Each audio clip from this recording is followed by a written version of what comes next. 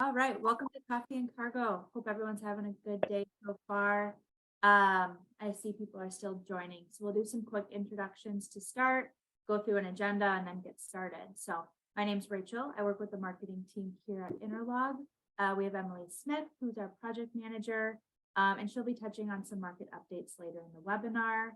And then we have Ben Schwingle, who's our International Operations Director, and then Justin Engelmeyer, who's our Vice President. So the two of them will be going through the topics here today. So to begin, we'll go through the agenda. So we're going to touch on a few topics.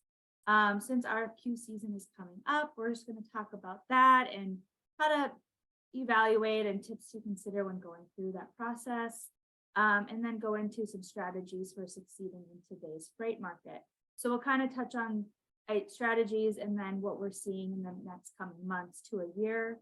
And then we'll touch on the 2M split and kind of how that's going to impact ocean shipping. So Maersk and MSC are splitting come 2025. So we'll kind of touch on what we'll see with that and then end with some market updates. So as you guys are listening today, if there's any questions, feel free to put them in the Q&A at the bottom. If we have some time at the end, we'll go through that. Otherwise, we'll reach out to you individually on those questions. But to begin, we're going to start with some polls. So we would appreciate if you guys could fill this out. But just before we start into the topic of the RFQ, we just want to see if you guys are planning to do RFQs this season. So fill that out. And Ben, Justin, I'll let you guys take it from here.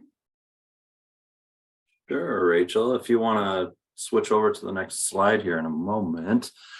So to start talking about RFQs again here, people do it for a variety of reasons. Some people are BCOs and they go direct to carriers and they're trying to get contracts. Some people are doing contracts with, or they have the volume to also do contracts with the NVOs. And some people are doing it just to see what NVOs can offer on certain lanes. And some people use dozens of NVOs, some people use one, some people use a combination of carriers and NVOs. So really it comes down to what you're trying to accomplish because not each company goes about it the same way. And another thing to think about too is right now, what the carriers are doing, what the steamship lines are doing is they're negotiating with the BCOs. So they're negotiating with the huge importers and they're trying to figure out where those contracts are landing. And one of the odd things with what's going on right now is the rates are so low, the carriers have kind of been pushing this off and trying to estimate where they could actually fall for this year. So there was talk about this stuff being postponed and it wasn't really going to happen right now. But the word is that at the moment, that the carriers are working with the large BCOs at the moment. So we do anticipate for the forwarders to get in there and start speaking with the carriers shortly thereafter. And then we start going through this RFQ process here. Ben, is there something you'd like to touch on with that since you see a lot of this stuff and deal with it with our agents and everything? I would just want to clarify BCO or your cargo owners, if your Targets, Walmarts, really big companies that make those direct contracts, and NVO is a licensed freight forwarder like Interlog with the Federal Maritime Commission license. That's how we run on the NVO, non-vessel owning common carrier name. Yeah, and then so when we see these, Ben and his staff, they go through and they work a lot of the RFQs. And the people on my side of our office, and what we do is we're working with our customers on it. So it's kind of a joint operation between my staff and Ben's staff as to how these RFQs come about. So what our sales staff tries to go about and tries to figure out is exactly what our customers are looking for. If it's a new customer of ours, we're trying to figure out, is there a specific lane? Is there something that overall that you're trying to do? Pricing is always an element of it. We get that, but often just putting numbers on a spreadsheet isn't the compelling reason for someone to go to a new forwarder. And if it is, then we have suggestions as to for the importer, for the customer, that they still need to figure out exactly what they're getting and what those numbers represent. So the RFQ process, it can take a while, and I think that there should be lots of conversations back and forth between the MVOs or the carriers, the freight forwarder instead of MVO if you'd like, and the customer, just to make sure that we're all speaking the same language here, make sure that we're all trying to accomplish the same thing. If we're going strictly off of numbers, it starts to get complicated and people don't always know what those numbers represent. Ben, what are your feelings working on it on the other side, on the back side of it? I always say like those RFQs and statistics, they can conceal just as much as they reveal. If you don't know that the customer is an importer of heavy commodities, I'm talking 18,000 kilos per container or more, you might not be working with a forwarder that realizes the limited number of carriers that are going to give priority space to that heavy of cargo over and over. So usually heavy cargo is susceptible to being rolled or vessel delays because the carrier just chooses not to load as many of those heavy containers. That's something that should come up in a conversation with the forwarder during the RFQ time. And I think, Ben, one of the other things here that we wouldn't have spoken about 4 or 5 years ago before the pandemic is right now the rates are so incredibly low. They're lower than they were before the pandemic. They're lower than they were before I got involved in the international side of things 15 years ago. So they are low. I mean, they're rock bottom low. And what we did see during the pandemic was when that demand went up, if that does happen, the carriers, we often saw them more or less tear up their contracts and, go about it in a way of saying we don't have space or whatever you want to call it. But they bailed on a lot of people that were counting on those contracts and to hold those rates consistent and steady the entire time. So as we go into this year here and we're talking about the RFQs and what exactly these numbers represent, I think a lot of people have that thought in the back of their head as to if they had gotten burned before on it. And I know that we've had to deal with that, throughout the pandemic and make sure we're offering the best rates and services to our customers. But it just is one of those things that people have to think about and have to understand that there's only so much control over what these numbers are should the market change drastically throughout the year. Right. There was a snap in the pricing and to that low point we're at now, a change in the carrier attitude. The theme you're going to hear from us and others this year is about blank sailings. Where last year we were jockeying for space based on which carrier would offer us space in their vessel. Now we're jockeying based on which vessels actually going to arrive on to the port as they predicted.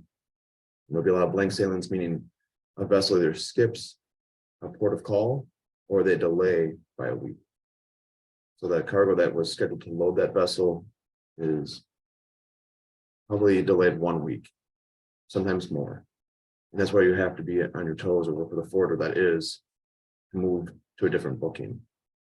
Yeah, and we discussed by that different booking, Ben, you're also implying that you would be looking more than likely with a different carrier, correct? Yeah, Switch that over to someone else, so you can still depart the same week, make it a 2-day delay versus a week. That's right. That's right. Okay. All right, well, let's start getting into this, Rachel, here. We have the next poll here is going to be what your average lead time is, purchase order from the cargo being ready. And where we're getting at with this is we're hearing and we're dealing with a lot of importers that are starting to have a few issues with their suppliers actually getting the product ready, producing or manufacturing the goods on time. And we kind of want to go over that and talk a little bit more in detail about what we're seeing and what we're hearing on that. I think a lot of the listeners will agree. The last couple of years, it was the manufacturers couldn't get the raw material in time to produce it. They had an abundance of orders. Justin, I think you're hearing from your customers, and I hear from overseas agents and the manufacturers. They're closing down their plants to sometimes just 2 days a week, 3 days a week, because there's not enough projected orders going on. Yeah, and I think it relates to everything within our market at the moment, right? It relates to our carriers, and all this stuff. And Rachel, if we can move on to the next slide here, I know we're going over quite a few of these things, but really everyone within this industry, within this market, is trying to balance what to do. So we're sitting here, we're talking about planning ahead, having options, communications, and reliable production time here. But what we're actually getting at is, we understand that the importers are trying to figure out what the correct volume of inventory is for them to have, how frequently they need to order it, and they need to plan ahead to order it from their manufacturer that might be producing things at a slower rate than they normally do. But keep in mind that on the flip side, on the backside, once the transportation starts coming, that we could see more blank sailings, and things could be bumped for a week or so. And so all that's happening within this, you have your suppliers that Ben's mentioning, where he's saying some people are having people only work 2 and 3 days instead of a full 5 or 6. So they're cutting that in half just because the demand isn't there. But should that demand increase, they'll have to change. So they're constantly jockeying around to figure out what's working best and how people can make the most and be the most efficient at it. And the same with the carriers. Carriers are having blank sailings. They're doing stuff like that because they don't want to send vessels over empty. They want to make sure that they're using all of their space efficiently. So you're seeing a lot of people move around, and there's lots of talk amongst different carriers as to what they're going to do, and if they're going to just hold a few vessels back and let them sit, or take some out of the market. We're coming across a unique time as to what's going to happen within that. But as soon as the buying demand starts to pick back up again, I think you're going to see some of this stuff smooth out. Ben, what's you want to put your side on that? Yeah, I agree. It will increase again, the demand and for vessel space and products. But we are in that wall right now, and this is ocean carrier high level strategy. The cost to keep a vessel in port not moving is much less than traversing across the ocean half full. So they're evaluating all those costs and what impact they'll have on future business and for their customers. And we're seeing levels of like 25 to 30% amount of blank sailings versus the normal schedule. When you incorporate in a transshipment point, that's a feeder vessel takes it to a larger seaport like Singapore to cross the ocean on a mother vessel. Now you have 2 vessels that could possibly have blank sailing. You're just increasing the odds of a delay. And you touched on the just-in-time methodology that is renewed. Now that we have low rates and vessel space is more abundant than before, the supply chain professionals pull out their green belts again and do their Six Sigma planning to get things just in time. However, they need to have the good communication and know, is this reliable manufacturing schedule? And is it a good shipping schedule? Because their tolerances for a 1 or 2 week delay might be enough, might not be. Yeah, I mean, I think they're the just-in-time method. They've gotten so good at it over the years. You look at everything from Amazon to even Target. You can order stuff and you can have it delivered to your place within 2 hours. I mean, these guys have really tightened things up, and I think brought our industry to an area that we didn't think could even happen. And they've done a tremendous job of that. But we are, as we're discussing right now, we're in this lull period where you're having certain people, certain steamship lines and stuff like that. It's no different than the restaurants during the pandemic that said, well, I can't make money at 35% capacity or whatever it was that they were demanding. So they just had to close their doors. You're kind of in a similar situation with some of the factories and some of the steamship lines. They're in a position where I would rather just have the vessels sit here than move it and lose more money.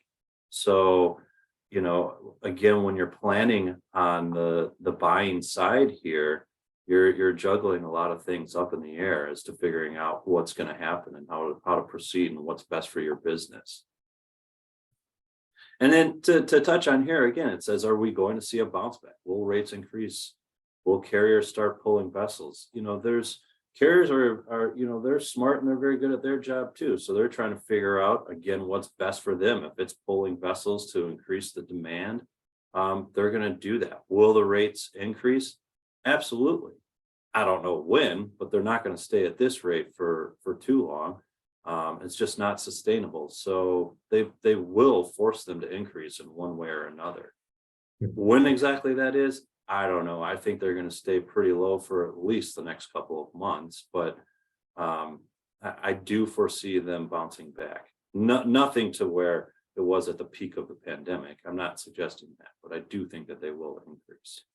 No, Your I would thoughts? say between now and September, you'll see a 50 to 100% increase in rates. And that's kind of seasonal every year. We were seeing that cycle. That bounce back, yes, or like gradually increase, it will. But it won't snap back suddenly either. No, I don't think so either. I mean, we would have to be in a very crazy position, similar to what we were in the pandemic. I mean, it brought an extreme situation to cause and force such a high demand. That's not going to happen. We're not trying to say that it is. So I think you'll see your gradual increases through GRIs and PSSs, and then they just don't go away. I'm glad you brought that. That's what I was going to say too. I mean, same token, the RFQs from the previous slide. This is when the carriers are negotiating contracts with the BCOs and the NBOs. So they're at disadvantage. Such a low spot market rate right now is not a good time for them to lock in anyone. Anyone that is locked in right now is going to be subject to GRIs, general rate increases, and PSS, peak season surcharge, like any contract would. But given that there's that caveat, every quarter they're going to see substantial increases as the spot market returns. Maybe a 50% increase from where we are right now or more. Right, and just like as it was going up and as it was coming down, it's not a straight line. It doesn't work in a very consistent fashion.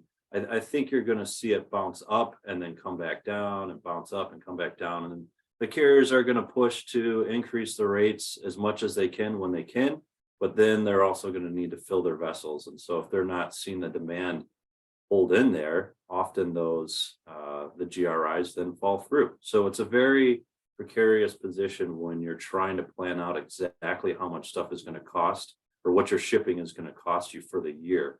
My suggestion is right now is the low.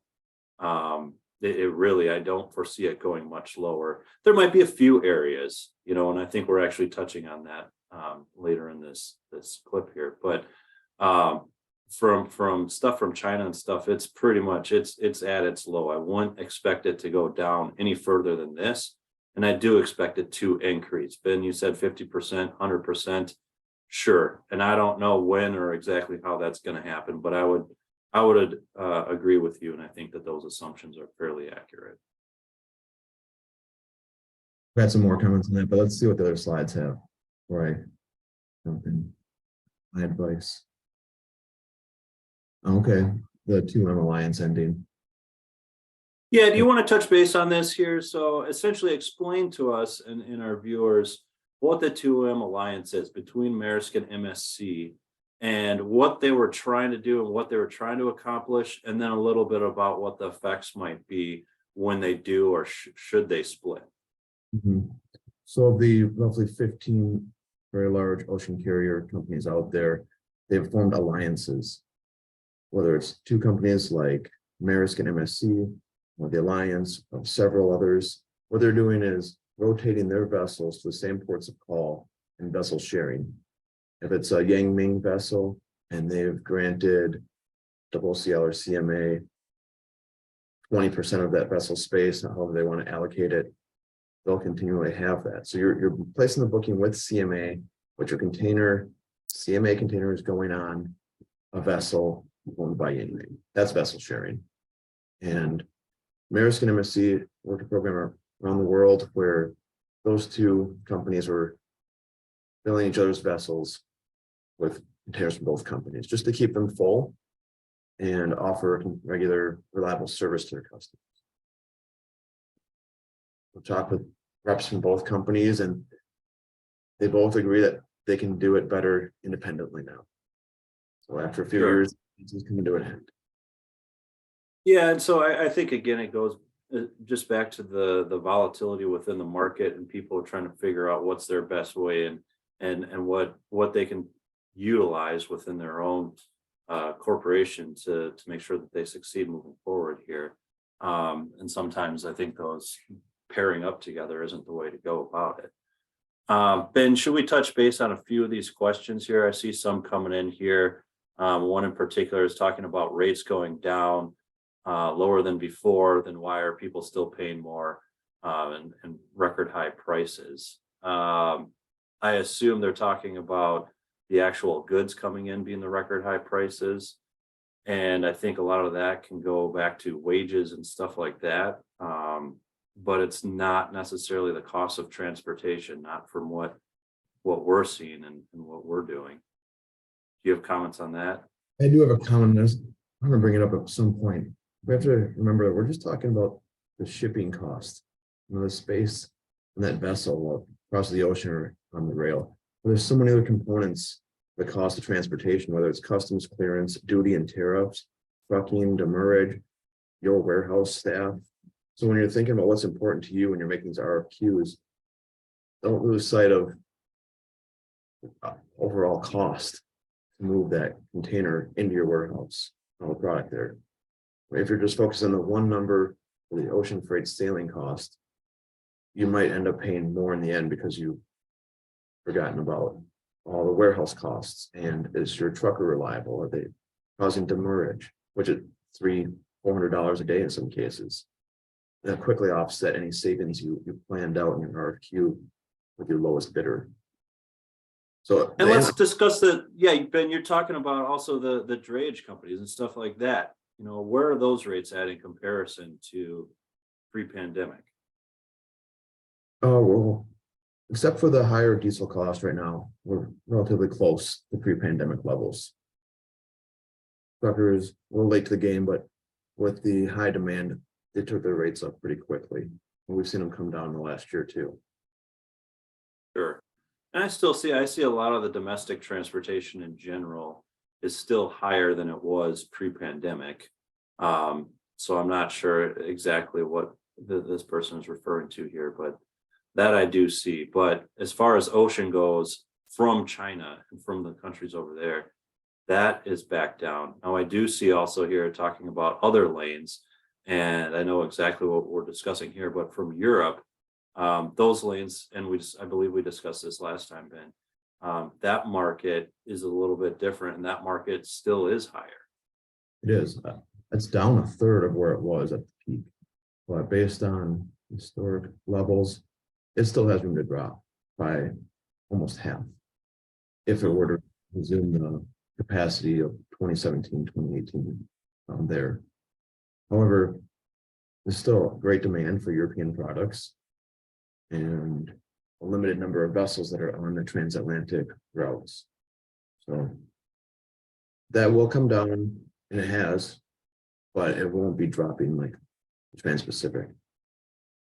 And just primarily our opinion, the last time we were speaking about it was due to the fact that the products were different and that they're not going to fluctuate as much as the products that are created in the factories over on the Trans-Pacific lanes. Right. Generally speaking, when I talk with importers and manufacturers in Europe, they're getting POs out for the rest of the year already. And by contrast, Asian manufacturers are expecting things we requested for a month or two out, and they're not seeing it. So they're feeling a little uneasy. This is generally speaking by the Asian industries versus European. Sure. And can you touch base on exports? Because we were discussing imports a little bit here, but also exports as well, Ben. From my standpoint, exports in the United States is still very strong. With US dollar actually stronger than the euro. Last decade, check that fact, but it's been quite a while that the euro was exchanging higher than the dollar until last summer. And exports to South America still going very strong. So relative to the rest of the world, I know it's felt a little tight in the United States, but it's going better than most. Sure. And so, and I think that, Rachel, we're continuing to get some questions in here. So I think we can start to handle those at one off after the show here and reach out to them individually and see if we can answer this here to their particular questions. If you'd like to move on to the. Yep, sounds good. So if we didn't answer your questions, we'll definitely be reaching out after the webinar here today. But Emily, I will let you take it over with the market updates. Yep, so we will send out a recap email too, detailing all this information more. But as you can kind of see, as of yesterday, the Port of LA saw 7 vessels at anchor, which was the most congested of the ports that we took note on, while Charleston and New York were at 1 vessel at anchor, and San Francisco and Oakland and Savannah all eliminated 2 vessels at anchor compared to the same time that we got this information from last Tuesday. Additionally, India rates are decreasing. We expect to see them drop again in the next 4 months. And something kind of interesting, the top 5 US trade partners for the month of January this year. Number 1 was Mexico for total trade, recorded 15.2%. Canada came in at number 2, China 3rd, and then finishing off the top 5 was Germany and Japan. Awesome. Thank you, Emily. Again, we'll have more market updates in the recap email tomorrow. But if you guys do have any additional questions, you still have a few moments here to get it in the Q&A. But we do have one more poll just to ask your guys' opinion for next month's webinar. So we want to hear from you on maybe some lanes that you would like to specifically hear on next month during our coffee and cargo. So if you guys could fill that out, we would be much appreciated. But to go into it, next coffee and cargo is April 19th, 10 a.m. Central Time. And I know a lot of you are on our monthly webinar list, which is awesome to see. But if you'd like to be a part of that, so you don't have to sign up every month, you can email myself at rachel@interlogusa.com. Otherwise, if there's any other questions, you can email our sales email as well at sales@interlogusa.com. But thank you guys for joining here today. Ben, Justin, Emily, thank you. And we'll see you guys next time. Thanks, everyone. Thanks, guys. Thank you.